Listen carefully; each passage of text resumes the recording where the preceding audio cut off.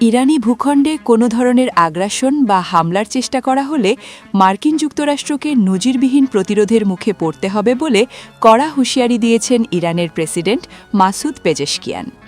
তিনি স্পষ্টভাবে জানিয়েছেন, আমেরিকার বিরুদ্ধে লড়াইয়ে এবার কেবল সামরিক বাহিনী বা মিসাইল নয়, সরাসরি যোগ দেবে ইরানের লাখো সাধারণ মানুষ।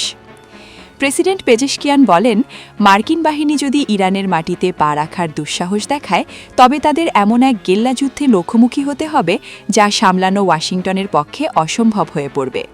ভিয়েতনাম যুদ্ধে মার্কিন বাহিনীর শোচনীয় পরাজয়ের উদাহরণ টেনে তিনি বলেন, ইরানও সেই একই পথে আগ্রাসনকারীদের পর্যুদস্ত করতে প্রস্তুত। সংবাদ প্রতিবেদনে দেখা যায়, তেহরান তাদের অত্যাধুনিক মিসাইল সিস্টেমের সক্ষমতা প্রদর্শন করছে।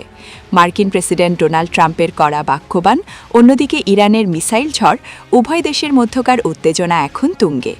সামরিক বিশ্লেষকদের মতে, ইরানে এই বিপুল ক্ষেপণাস্ত্র ভাণ্ডার মার্কিন নৌবহর ও আঞ্চলিক ঘাঁটিগুলোর জন্য বড় হুমকি।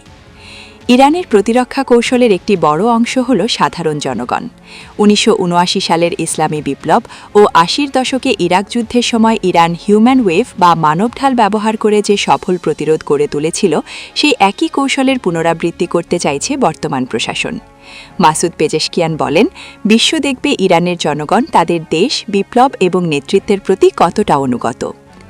ইসলামী বিপ্লবের বার্ষিকী উপলক্ষে তেহরানের আজাদি স্কোয়ারে সমবেত লাখো মানুষের ঢল বিশ্বকে এক শক্তিশালী বার্তা দিয়েছে।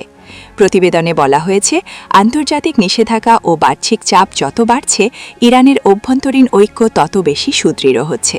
প্রেসিডেন্টের মতে, এই ঐক্যই যে কোনো বহিঃশত্রুর বিরুদ্ধে ইরানের প্রধান ঢাল। উল্লেখ্য যে, মধ্যপ্রাচ্যের সাম্প্রতিক উত্তেজনার প্রেক্ষাপটে মাসুদ পেজেশকিয়ানের এই মন্তব্যকে অত্যন্ত তাৎপর্যপূর্ণ বলে মনে করছেন আন্তর্জাতিক রাজনৈতিক বিশ্লেষকরা। তাদের মতে, এটি কেবল একটি সামরিক হুমকি নয়, বরং সম্ভাব্য যুদ্ধের ক্ষেত্রে ওয়াশিংটনকে একটি